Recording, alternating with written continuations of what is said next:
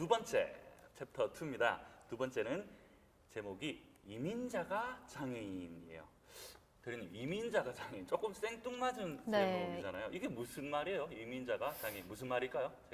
우리가 어떤 이야기를 이 챕터에서 네네. 진행을 하게 될 수 있을까요? 우리가 첫 번째 강의에서 핵심이 뭐였죠? 관점의 변화였잖아요. 그렇습니다. 그런 것처럼 이민자가 장애인이라고 정의를 한다면 장애인에 대한 정의가 좀 폭이 넓어졌다? 뭐 이렇게 해석할 수 있지 않을까요? 맞습니다. 네네. 정확해요. 첫 번째에서 어쨌든 제가 주장했던, 말씀드렸던 핵심 메시지는 바로 그거였죠. 장애의 원인을 개인의 신체적 손상에서 찾는 것이 아니고 우리 사회 환경에서 장애 원인을 찾자, 그 판을 바꾸자가 네. 핵심 메시지였다고 했잖아요. 네네. 그래서 그 메시지를 뒷받침하기 위해서 바로 이민자가 장애인이라는 제목을 한번 갖고 와봤습니다. 벌써부터 궁금해지지 않으신가요? 그렇죠. 네. 우리나라의 장애인 출연율이 얼마나 네. 되는지 아세요? 제가 얼핏 책에서 봤던 것 같은데요. 5.6% 정도가 되지 않을까요? 5.6%? 네. 비슷했어요. 어쨌든 통계적으로는 뭐 5.5%, 4%, 5.6% 이렇게 왔다 갔다 이렇게 하고 있는데 네. 숫자로는 한 260만 명 정도가 된다고요. 우리나라 전체 인구가 5천만 명 훨씬 넘죠 이제. 네네. 예전에 저희 학교 다닐 때는 막 4천만 명, 4,500만 명 이랬었는데 어떤 시대에 학교 다니셨길래? 많이 늘어서 이제 아, 5천만 네네. 명이 넘고 그 중에 장애인 인구는 260만 명. 그래서 한 5.4%? 이 정도 된다고 해요. 그러면은 이 정도가 많은 걸까요? 적은 걸까요? 저는 적은 것 같아요. 적은 것 같아요. 네네. 예, 뭐 이게 통계적으로 보면은 우리가 이제 한 6가구 중에 한 가구는 그 집 가구 구성원에 장애인분들이 계신다고 해요. 근데 네. 이게 많은 건지 적은 건지 우리 한번 네. 살펴볼게요. 네. OECD의 평균은 24% 정도가 된다고 어. 합니다. 우리나라의 평균은 5점? 우리나라의 출연율은 네네. 5.4%. 네네. 참 여러분 이 출연율이라고 하는 것은 이 용어가 조금 어색할 수도 있는데 전체 인구 중에서 장애인 인구가 차지하는 비율을 공식적으로 장애인 출연율이라고 하고 있습니다. 그래서 우리나라의 장애인 출연율은 5.4%인데 OECD 국가 같은 경우에는요 평균이 24%래요. 우리나라도 OECD 가입되어 있거든요. 네네. 네. 그리고 저기도 나와 있듯이 핀란드 같은 경우는 34%나 돼요. 34%면은 3명 중에 1명이 장애를 가지고 있다라는 겁니다. 또 많은 유럽 국가들의 장애인 출연율이 엄청나게 높아요. 이 나라들은 뭐가 문제가 있어가지고 장애인들이 저렇게 많을까요, 저 나라에? 우리나라는 100명 중에 대여섯 명밖에 없는데 저기는 100명 중에 30명, 40명 가까이가 장애인 분들이 계신데요. 네네. 뭐가 문제가 있어서 저렇게 될까요? 네. 한번 생각해 보세요. 네. 앞서 한번 제 의견을 말씀드렸던 것처럼 네. 스웨덴이라든지 다른 나라에서는 우리나라와는 좀 달리 장애인을 규정하는 어떤 범주가 우리나라보다 훨씬 넓어서 더 장애인 출연율이 높게 나온 것이 아닌가 그렇게 생각합니다. 맞습니다. 정확하죠. 이게 각국마다 실제로 동일한 기준을 놓고 본다면은 각 나라가 비슷한 출연율을 보일 거예요. 네. 지금 선진국이라고 우리가 가만히 생각해 보면은 뭐 의료 기술도 좋을 거고 주변 환경들도 되게 안전하게 이렇게 꾸려져 있을 거란 네. 말이죠. 그런데도 30%씩 막 이렇게 높게 나오는 거는 그 나라가 누구를 장애인으로 보느냐의 기준이 각 나라마다 다 달라요. 우리나라 같은 경우는 어떨까요? 우리나라는 5.4%가 장애인분이라고 하는데 우리나라는 100% 신체적 손상에서 그 장애의 기준을 잡고 있습니다. 그건 정말 몰랐어요. 네. 100%다 신체적. 네. 너무 정확하게 정말 이 기준을 신체적 손상을 네. 기준으로 탁탁탁 잘라놨거든요. 네. 그런데 다른 나라 같은 경우에는 그렇지 않다라는 거예요. 제가 지금부터 몇 가지 예를 한번 들어볼게요. 스웨덴 아시죠? 스웨덴. 네네, 복지국가. 스웨덴. 그럼요. 북유럽의 대표적인 복지국가죠. 네. 축구도 잘하고 네. 또 좋은 자동차 브랜드도 있고 네. 스웨덴이라는 나라가 있는데 이 스웨덴이라는 나라는 외국에서 스웨덴으로 이민을 오잖아요. 이민 온 사람들, 초기 네. 이민자들을 장애인으로 규정을 한다고 합니다. 음, 이민 온 사람들이 어때서요? 이민을 온 초기의 사람들은 네, 언어가 되지 않잖아요. 그렇죠. 네. 맞아요. 이민 온 사람들 신체적으로 손상의 기준, 우리나라의 기준으로 봤을 때는 장애인으로 판정할 이유가 하나도 없어요. 네. 잘 보이실 거고요. 잘 들리실 거고요. 뭐 신체적으로도 아무 문제가 없으세요. 근데 초기에 이민을 온다면은 말이 잘 안 통할 거고요. 음식이 다를 거고 문화가 다를 거고 여러 가지 환경이 달라서 장애를 경험하게 된다라고 합니다.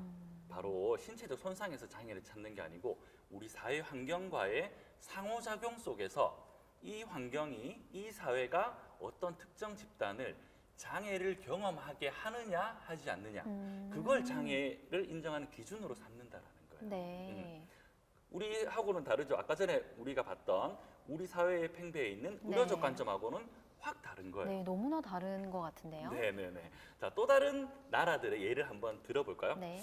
이번에는 뭐 어디 있을까? 미국을 한번 들어볼게요. 미국은 이제 흔히 잘 알고 있는데 거기도 대표적인 복지 국가라고 이야기를 할 수가 있는데 대리님 에이즈라는 병 아세요? 네. 에이즈는 우리나라에서 장애로 인정을 받을까요? 받지 않을까요? 우리나라에서는 장애로 보지 않는다? 우리나라에서는 에이즈는 그냥 에이즈라는 병을 가진 환자일 뿐이에요. 네. 장애인 등록을 해주지 않습니다. 네. 자, 에이즈라는 병은 사실은 지금 현재에 와서는 아주 치명적인 병은 아니에요. 네. 아주 치명적인 병은 네네. 아니에요. 약을 계속 먹어주면은 평생 그냥 안고 가는 그냥 만성 질환 같은 것들이에요. 충분히 네. 관리하고 일상생활하고 또 직업생활까지도 큰 문제 없이 잘 할 수가 있어요. 근데 우리 사회의 에이즈를 보는 시선은 어때요? 아직까지는 네, 아무래도 좀 좋지 않죠. 부정적이죠. 뭐, 그러면 안 되겠지만 막상 에이즈 환자분하고 함께 뭐 예를 들면 식사를 한다든지 목욕을 한다든지 이런 상황을 떠올려 보면은 썩 이렇게 내키지는 않으실 거예요. 그게 우리 사회의 지금 인식이거든요. 네네. 신체적으로는 장애를 거의 경험하고 있지 않습니다. 않은 상태. 네, 약만 잘 네. 먹으면 평생 잘 살 수 있어요. 대리님 그분 아세요? 미국에 가면은 예전에 LA 레이커스라는 농구팀이 있어요. 네네. 네, 거기에 매직 존슨이라는 아, 유명한 농구 선수 있었는데 네네. 그분도 에이즈 환자시거든요. 지금 아주 왕성하게 사회 활동도 하고 있어요. 어떻게 보면 미국 사회이기 때문에 네, 네, 뭐, 그분이 플레이어로 네네. 그렇게 볼 수도 있는데 자 제가 드리고 싶은 말은 분명히 우리나라에서 에이즈 환자들은 사회생활을 하는데 장애를 경험하게 됩니다. 그죠?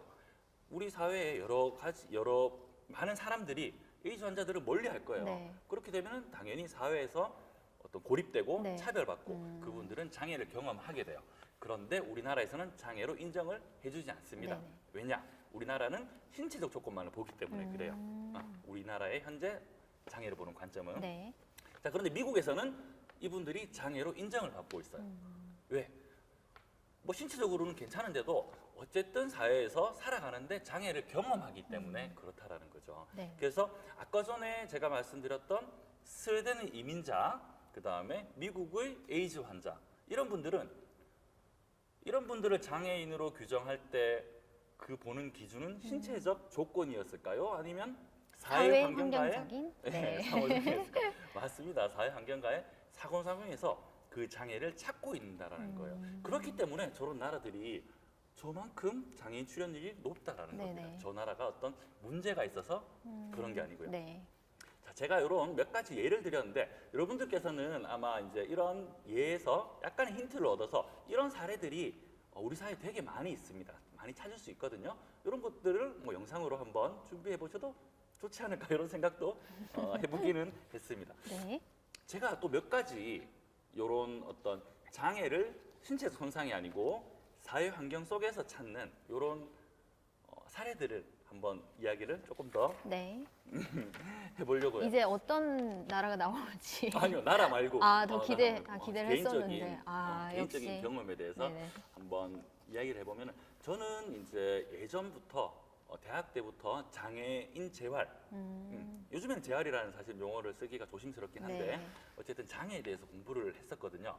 그러다 보니까 어떤 장애인 분들이 활동하는 곳에 자원봉사 같은 것들을 나갈 수 있는 기회가 많았어요. 네.